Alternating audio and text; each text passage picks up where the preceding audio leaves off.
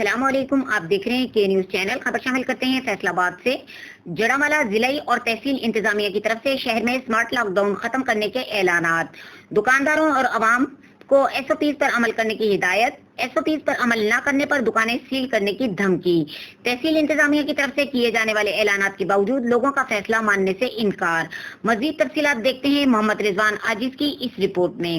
فیصل آباد شہر کی طرح فیصل آباد کی تحصیل جڑاوالا میں بھی ضلعی اور تحصیل انتظامیہ کی طرف سے شہر میں سمارٹ لاک ڈاؤن ختم کرنے کے اعلانات، دکانداروں اور عوام کو ایس او پیز پر عمل کرنے کی ہدایات بھی جاری کی گئیں۔